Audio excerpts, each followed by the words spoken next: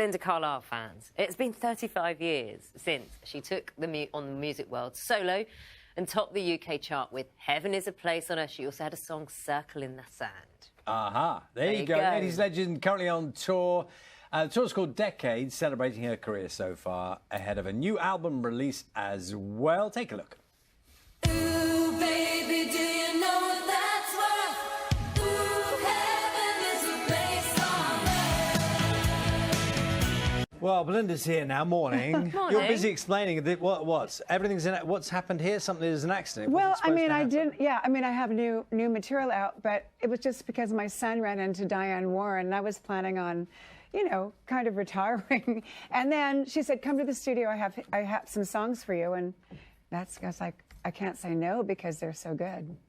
And you're currently on tour at this moment in time. Yes. And have you played any of your new material on No, tour yet? because it's not released yet. The single's out March 17th, so I can't play it until after the release. How's the tour going? It's going great. It's all sold out. It's amazing. Yeah, I mean, it's, you know, it can't go any better than it's been going. Yeah, I feel very lucky. What, when the audience hears the classics, the classic Belinda Carlisle, how do they respond? Because they are, if you're of a certain age, I grew up listening to your music, you know, and I remember all the words of Heaven is a Place on Earth, Circle in the Sand, I Feel Weak, all of those. They come back and you just can't help singing along to them. Yeah, well, they do sing along. Sometimes they drown me out. And I know tonight it's the Manchester Academy, and it gets pretty crazy there. So, yeah, it's been great. I mean, you know, Heaven, to see the reaction on people's faces when I sing that song, it makes it, you know, makes it a real joy for me. Do you mess around with it, or do you do it as the fans would expect to hear it? No, we do. You know, sometimes we change the arrangements on the songs to make them a bit more surprising. In Heaven, we do it a little bit different. Quite often when you have artists who've done songs that really make a mark, people like to tell you stories, stories about that moment in time when they remember that song. Have you had any of those? I don't know, people associate with, maybe they played it at a wedding or a funeral.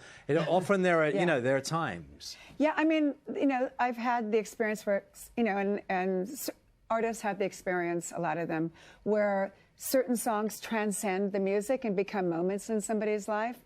And it's happened with quite a few of my songs. I've been around for a while, so. Yeah. Are there any that stand out, you know, that felt particularly? I know that Circle in the Sand is one that's often sort of, they bring up because they played it at their wedding or reminds them of a romance. I mean, I get that quite a bit with Heaven, Mad About You, yeah. Must be a nice feeling there. Oh my God, yeah. I mean, I'm, you know, so lucky to have music that has transcended, you know, being music. So now, you said at the beginning were you seriously thinking about retiring, as in stopping singing?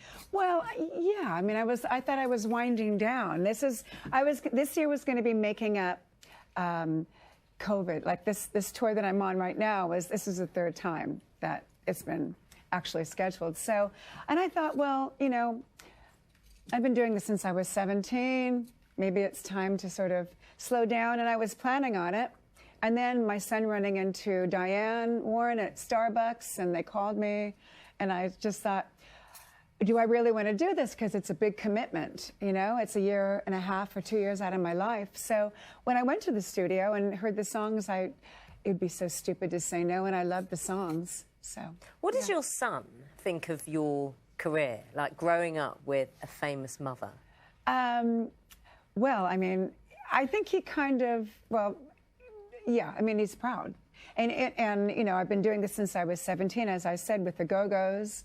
And I started out on my own. So he's probably my biggest fan. And would you just have a look at this material we're showing now and talk us through it? That was a video for Get Up and Go. That's Our Lips Are Sealed. That's early 80s, 81, 1980. We had no money for that video. We used the leftover police money for that video. It was like $5,000. But that was, you know, that was just on the cusp of MTV. So when we filmed that video, we thought, this is a big waste of time. What are we doing? This is like, we could be like shopping or doing something else. But I mean, that's when MTV took off, and it just happened that the Go-Go's had released their first single. So it was just, I mean, yeah, that was way ahead of the curve of video. You've kept busy. You've been in the West End. You've obviously been performing. You've done so much. You were in Dancing with the Stars. How, I mean, when we talk to, I'd say, veterans of the music industry, there are lots of collaborations now. Right. Have you got anyone you look at? I mean, I know Diane Warren, obviously, with the songs, but more kind of newer artists. Do you look at them and think, we could do something here? No. No, I haven't really, because I'm too busy with myself. I'm sure, you know, collaborations come, and if I like the artists, I'll, you know, of course do something. But I can't think of anything off the top of my head right now. Now, one of the things about your people who know your story, and you've written your own story, haven't you, about your own life and the times you've been through. You're kind of a survivor, aren't you? Because you've been through some very difficult times along the way in relation to, you know, addiction problems. It's a survivor's story, yours, in many ways, isn't it? Yeah, I think I've always been. I was born that way. I was born a contrarian, and I was born tough, I think. And I think, you know, I mean, most everybody I know has a dysfunctional family.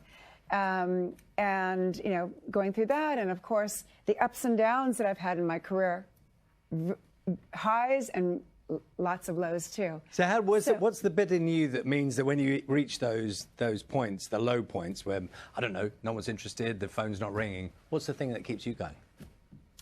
I don't know. I mean, I think I've always had that. I've always been very aware of that witness in me, where I've been able to witness myself and my behavior, and I've been able to do that since I was 7 or 8 years old. Oh, so you kind of see yourself from the outside? I can kind of see myself, yeah. So even like my low points, I could kind of do that, and that is like my, I'm not going to swear, but it's like my no, can I say BS?